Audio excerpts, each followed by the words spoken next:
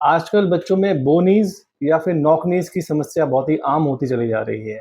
इसका बहुत ही बड़ा रीज़न जो है, जिसमें कैल्शियम और विटामिन डी डेफ़िशिएंसी, उसके अलावा एक बहुत मेजर जो चेंजेज़ आए हैं बच्चों की ग्रोथ में, वो है आउटडोर एक्टिविटी कम होने की वजह से।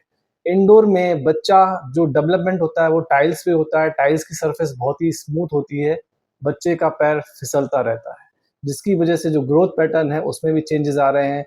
जब तक आपके पैर के तलवे को ग्रिप नहीं मिलेगी, यानी मड या ऐसी जो सरफेस जहाँ पर आपको ग्रिप मिले, ऐसी सरफेस में बच्चा स्पोर्ट्स एक्टिविटी, आउटडोर एक्टिविटी या जो भी एक्टिविटी उसे करनी है वो नहीं करेगा और ऐसे एनवायरनमेंट में एक्टिविटी करेगा जहाँ पर स्मूथ सरफेस है, वहाँ पर डेवलपमेंटल चेंजेस होंगे ही।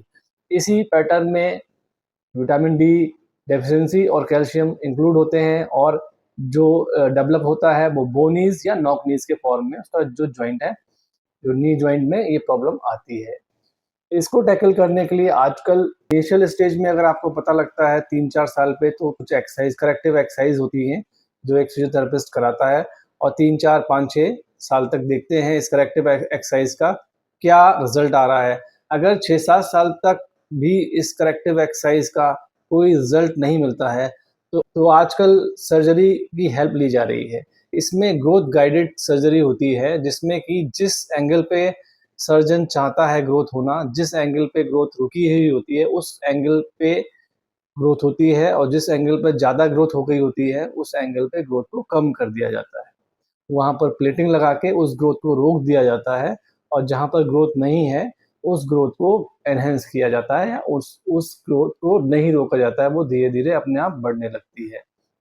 जैसे कि इसको आप मान लेते हैं, ये बोनीज़ के फॉर्म में इस तरीके से बोनीज़ हो रहा है, तो जब भी सर्जरी होगी तो हम इस जगह पे एक छोटा-सा प्लेटिंग करते हैं, यहाँ पर प्लेटिंग होती है और इस साइड की ग्रोथ को रोक दिया जाता है। जब इस साइड की ग्रोथ को रोक दिया जाता है, तब जब धीरे-धीरे ग्रोथ इस साइड से होगी, तो ये आपका बोनीज़ करेक्ट हो जाएगा। हम इस साइड की ग्रोथ को रोकते हैं सर्जरी के थ्रू और इस साइड की ग्रोथ को होने देते हैं।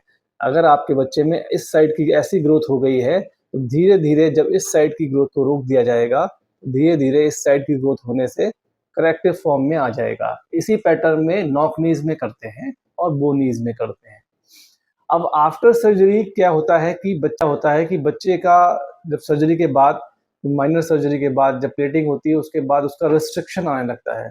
मतलब जो नॉर्मल रेंज ऑफ मोशन था वो नहीं हो पाता। जैसा कि हमारे पास एक बच्चा आया था, उसके हम पिक आपको शो करेंगे और वीडियोज़ भी डालेंगे। उसमें क्या था, आफ्टर सर्जरी उसको एक्सरसाइज़ जो है उसने नहीं ले पाई थी। जितना जल्दी फिजियोथेरेपी आप लेंगे उतना बेटर रहेगा। फिजियोथेरेपी जॉइन ना होने की वजह से उसकी जो रेंजेस हैं बहुत ही अफेक्ट हो गई थी आफ्टर सर्जरी, जैसा कि आपको इस वीडियोज़ में शो हो रहा होगा।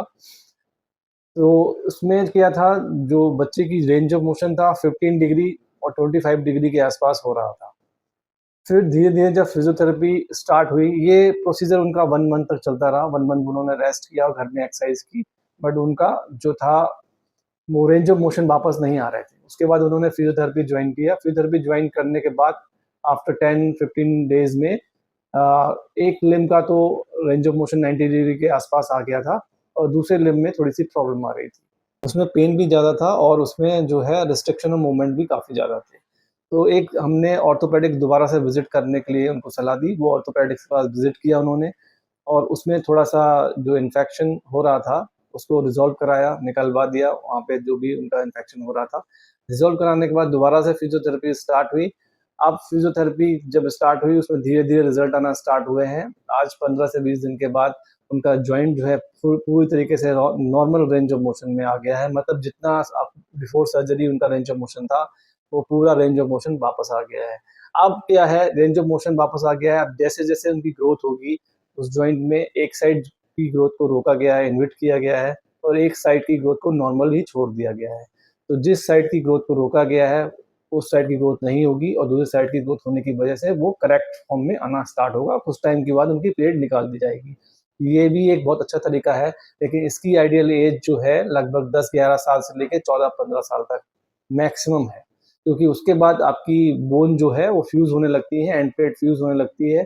उसके बाद बोन ग्रोथ नहीं होती, फिर इस सर्जरी का कोई फ़ायदा नहीं होता, उसके बाद दूसरी सर्जरी ऑस्टेक्टमी करनी पड़ती है, वो थोड़ी मेजर सर्जरी है, ये माइनर सर्जरी है। अगर आपके बच्चे में ये नॉक नीज़ और बो नीज़ की प्रॉब्लम आ रही है, इनमें से कोई प्रॉब्लम है, तो इसके लिए बच्चे को मैक्सिमम 7 से 8-9 साल तक इंतज़ार करिए। अगर उसके बाद भी उसका बो नीज़ और नॉक नीज़ करेक्ट नहीं हो रहा है, तो एक बहुत ही अच्छा अल्टरनेटिव है, इसको ऑप्ट करिए, सर्जरी कराइए। बिफोर आफ्टर सर्जरी इसमें कुछ फिजियोथेरेपी एक्सरसाइज होंगी जिससे कि रेंज ऑफ मोशन नॉर्मल आएगा और उसके कुछ टाइम के बाद प्लेटिंग हटा के ये नॉर्मल अलाइनमेंट आ जाता है बोन्स का। धन्यवाद।